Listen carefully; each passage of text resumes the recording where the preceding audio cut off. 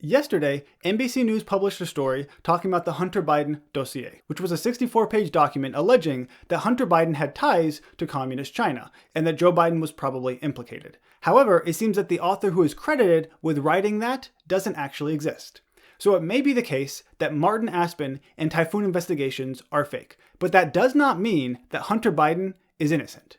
So let's see what NBC News has to say. 1 month before a purported leak of files from Hunter Biden's laptop, a fake intelligence document about him went viral on the right-wing internet, asserting an elaborate conspiracy theory involving former Vice President Joe Biden's son and business in China. And this article says that 64-page document appears to be the work of a fake intelligence firm called Typhoon Investigations. Furthermore, the author who is credited with writing this document doesn't seem to be a real person either. His name was supposedly Martin Aspen, but it seems to be a fabricated identity, that his profile picture was apparently created with an artificial intelligence face generator, which I didn't even know that was a thing. Apparently something about his left iris gives it away. I'm not entirely sure what they're talking about, but you can look for yourself. Now, they have more evidence than this, I'm just giving you the basic information. But it does seem to be the fact that Martin Aspen, the person who supposedly wrote this document, doesn't actually exist. Or at least he's not the person that he's claiming to be.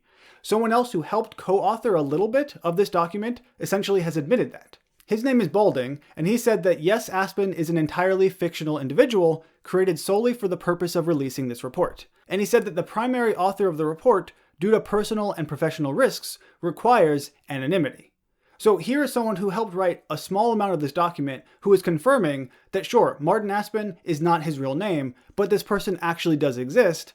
I just don't want to say who it is. Which I understand why, but it kind of hurts your credibility if you make up this fake person, say that he's the author, and then it turns out to not be true. That being said, Democrats have no real issue with anonymity as long as it's someone who is against President Trump. And we don't have to speculate about that. We know it for fact. I mean, in 2018, Miles Taylor wrote a book under the name Anonymous, talking about how evil President Trump was. And Democrats, they loved it. And I do want to point out that Miles Taylor claimed he was a senior Trump aide, but that doesn't really seem to be the case when he wrote this book, so he's kind of just making things up, but that's neither here nor there. The point is that you can be anonymous and write something that is still what you think to be true. Just because you don't want to put your name on it does not mean that it's false. Now, as far as this 64-page document goes, I don't know if it's true, and I also don't know if it's false. I'm leaning a little bit more towards now it's false because of this whole scandal, but again, that doesn't necessarily mean that it is false. It just means there's a little bit less credibility there. All of that being said, this in no way affects the Hunter Biden laptop scandal, but people are essentially trying to make that claim. People are trying to link these two things together, saying that if one is proven to be false, which it actually wasn't, then that must mean by consequence, the other one is false as well. But that's not the case. These are two separate and independent things. Sure, they talk about similar issues, mainly that Hunter Biden seems to have been making lots of money off of Joe Biden's name and going to several different foreign countries to do so. Just because one of these things had a fake author does not mean that Hunter Biden's emails are false.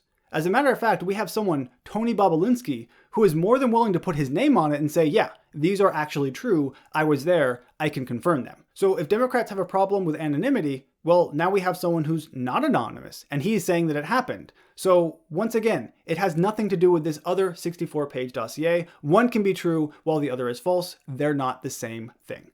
So if you think that this somehow discredits Hunter Biden's emails, I'm sorry, it doesn't. It has no real connection to it. And again, we have a real person, Tony Bobolinsky, who is saying that they're true. So we're not even dealing with an anonymous source, even though the media loved to do that back in 2018, as long as he was against President Trump. But now we have a real person alleging that this is all true. So at the very least, we should look into this, shouldn't we? We should see what evidence Tony Bobolinsky has to support the things that he's saying. As always, thank you for watching, sharing, and subscribing. Check out one of these other videos that maybe you haven't yet seen, and I'll see you next time.